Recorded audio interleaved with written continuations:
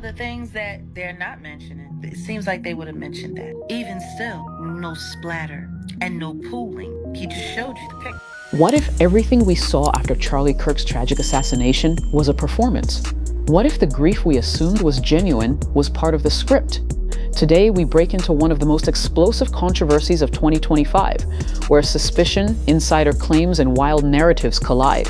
Erica Kirk's entrance into the public eye after her husband's death has ignited a storm. Critics say she moved too fast, too confidently. Voices like Jaguar Wright and Dave Chappelle are now openly challenging her behavior. Online sleuths are combing every frame of her memorial speech, questioning whether real tears ever existed. Meanwhile, powerful donors, backstage deals, and whispered alliances are becoming part of the conversation. By the end of this video, you'll see the story of Charlie's death and what followed, not as a single event, but as a tangled web of power, performance, and possible betrayal. If you're fascinated by true mysteries, conspiracy, or politics, stay with me, and I want to hear from you. Do you believe Erica was mourning, or do you think we've all been watching a masterfully staged act?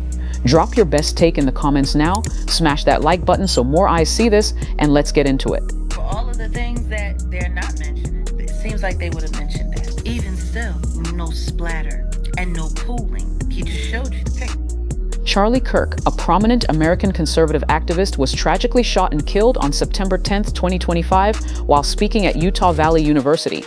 The suspect, 22-year-old Tyler Robinson, was arrested shortly afterwards and charged with aggravated murder, among other counts. Within days, Turning Point USA's board unanimously appointed Erica Kirk, Charlie's widow, as the new CEO and chair. Official statements claim that this was in line with wishes Charlie had formerly voiced. The memorial for Charlie took place in Arizona's State Farm Stadium, drawing a massive crowd. Erica delivered public remarks, framing her grief as a vow, a promise to carry forward his mission. She also insisted she needed to see what had happened to him, reportedly telling law enforcement, "With all due respect, I want to see what they did to my husband." That's the core factual skeleton. But the gaps between those facts are where the real story and the suspicion began to take shape. Soon after the memorial and leadership shift, critics sharpened their focus on the crime itself. The official account says Charlie was shot from a rooftop about 142 yards away, and investigators charged 22-year-old Tyler Robinson shortly after. But some voices are asking, where's the mess? Where's the exit wound? Where's the blood splatter? Jaguar Wright, among others, insisted the visuals from the scene looked too clean, too staged. The kind of chaos you'd expect from a public assassination seems almost absent. She broke it down in vivid detail. No pooling of blood, no obvious directional spray on nearby surfaces, and very little chaos in the crowd despite what should have been a sudden violent act. If the official trajectory and angle are accurate, she says, the scene should look messier. Runsaus, this discrepancy is where suspicion creeps in.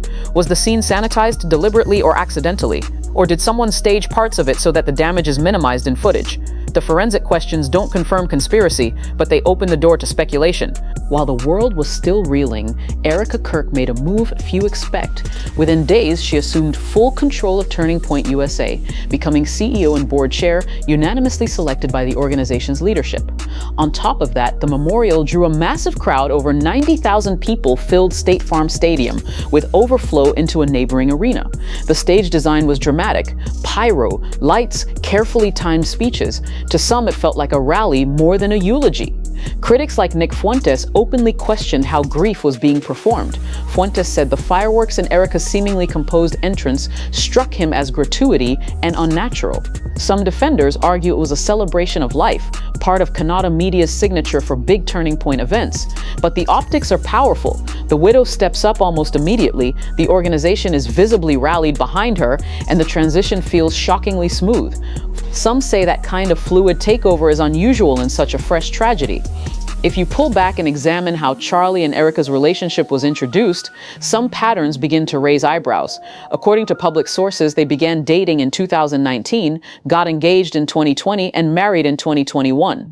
Before the assassination, Erica was sometimes seen at Charlie's events, but she was not the public face. The change in public image, tone, and presence looks abrupt.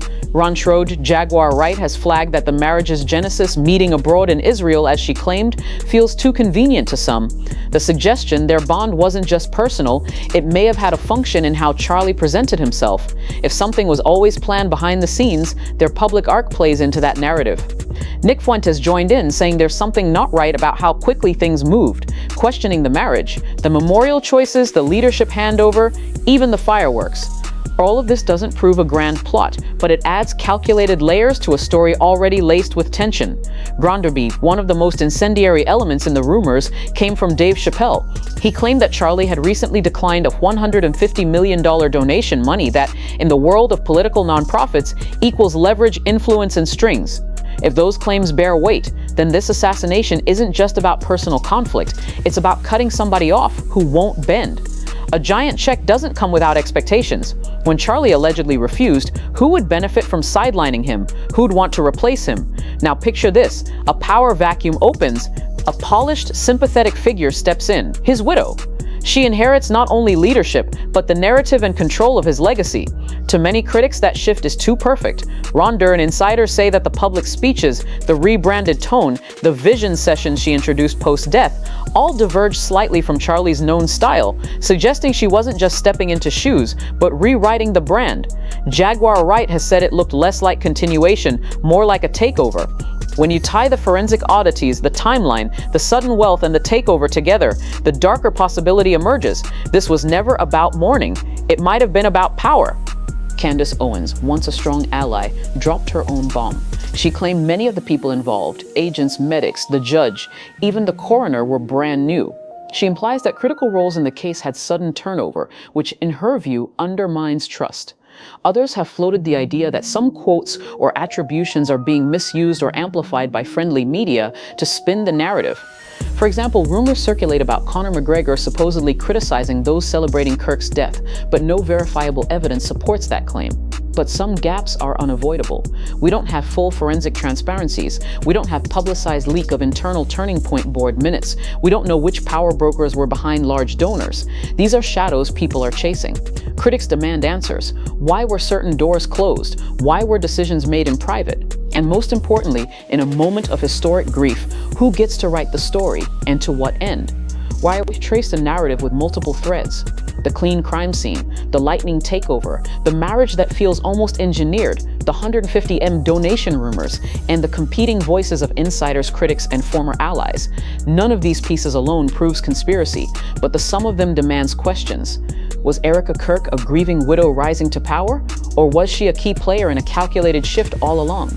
Was Charlie's refusal to bow to money the trigger? Or was it an unfortunate coincidence that allowed a new face to take over? If there's a lesson here, it's that public narratives are fragile. In power spaces, tragedy and opportunity often blur. And when the people in real control aren't named, the gaps are filled with rumor, speculation, and conspiratorial heat.